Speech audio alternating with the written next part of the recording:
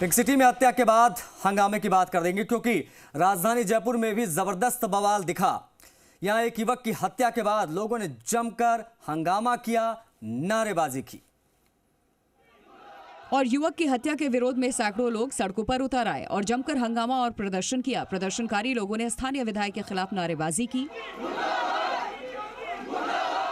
बताया जा रहा है कि शास्त्री नगर इलाके में शुक्रवार रात मृतक दिनेश अपने साथी के साथ स्कूटी पर जा रहा था। रास्ते में उसकी स्कूटी एक ई रिक्शा से टकरा गई, जिसके बाद ई रिक्शा सवार 3 लोगों ने स्कूटी सवार की बेरहमी से पिटाई की। आरोपी ने दिनेश को इतना पीटा कि उसकी मौत हो गई। वहीं घटना के बाद गुस्साए लोगों ने जमकर प्रदर्शन किया और थाने में घेराव किया। वहीं मौके पर पहुंचे स्थानीय बीजेपी विधायक गोपाल शर्मा को भी विरोध का सामना करना पड़ा। उन्होंने पीड़ित परिवार के एक सदस्य को नौकरी और एक डेयरी देने का ऐलान किया और आरोपियों के घर पर बुलडोजर एक्शन का भरोसा दिया। एक दिन बुलडोजर तो इन पर चलाना ही पड़ेगा। क्या हम रोहिंग्याओं को यहाँ पर रहने देंगे? वहीं पुलिस ने मृतक दिनेश की हत्या के एक आरोपी को गिरफ्तार कर लिया है और बाकी दोनों आरोपियों को लेकर तलाश कर रही है। इलाके में बवाल की आशंका को देखते हुए शास्त्री नगर में अतिरिक्त पुलिस बल तैनात कर दिया गया है।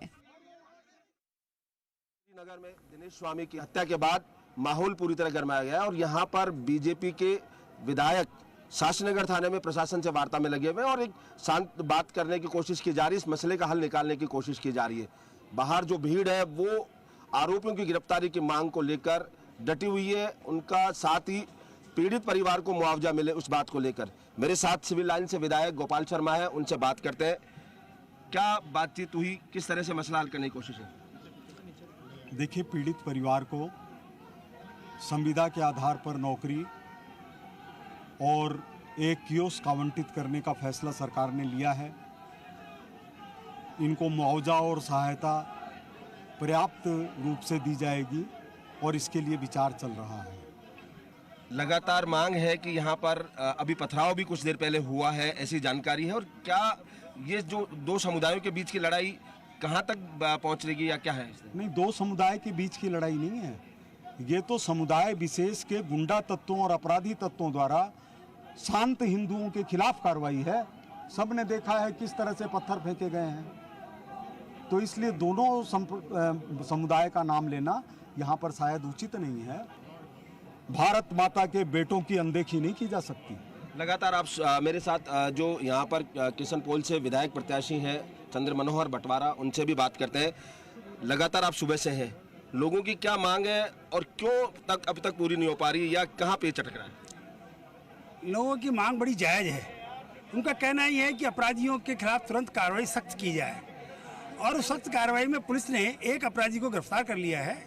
अन्य 2 अपराधियों को पकड़ने के लिए पुलिस प्रयासरत है और ये मानते हैं कि शाम तक वो गिरफ्तार हो जाएंगे। लेकिन जनता के मन में आक्रोश है कि ये घटनाएं यहाँ पर रोज हुआ करती है और हम यहाँ रोज इससे पीड़ा से कैसे निजात पाएं।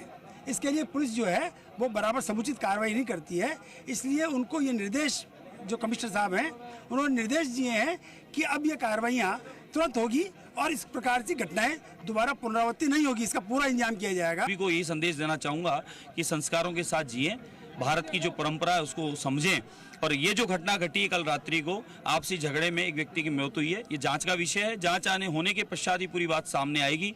साथ ही जो घटना घटी उसके बाद एक अपराधी पकड़ा गया है, दूसरा पकड़ में आने वाला है और बाकी पूरी निगरानी है और जल्दी अपराधी सलाखों के पीछे होंगे। परिवार की जो मांग थी लगभग वो मांग भी मांगनी हुई थी। बस खाली इतना सा था कि भाई कुछ समझाइश का मामला था कि अपन माहौल किसी प्रकार से शांत हो और परिवार की मदद कर पाएं, जिसमें मैंने स्वयं ने अपनी तरफ से 1 लाख रुपए उसके बच्चों की पढ़ाई में सहयोग करके मेरे मिलने वालों को सहयोग की बात की, तो 5-1 लाख रुपए की व्यवस्था लगभग वहां से हो रही है। सरकार पूरा सहयोग और पूरी मदद करेगी। जो पूरा मिलना चाहिए वो पूरा अधिकार मिलेगा। नौकरी की बात है, नौकरी मिलेगी, और कोई डेयरी या दुकान की बात है तो वो भी मिलेगी। पूरी उसके साथ न्याय होगा, पूरी मदद की जाएगी। ये थे विधायक बाल मुकुंद आचार्य, जिन्होंने कहा कि यहाँ पीड़ित परिवार को न्याय मिलेगा। संविदा पर नौकरी के साथ ही तमाम अन्य जो सहयोग है वो भी यहाँ पर समाज की ओर से किया जा रहा है और साथ ही पुलिस बंदोबस्त है वो भी यहाँ पर मजबूत किया जाएगा ताकि आए दिन जो होने वाली घटनाओं पर रोक लग सके। कैमरामैन राहुल के साथ विष्णु शर्मा, जी मीडिया, जापान।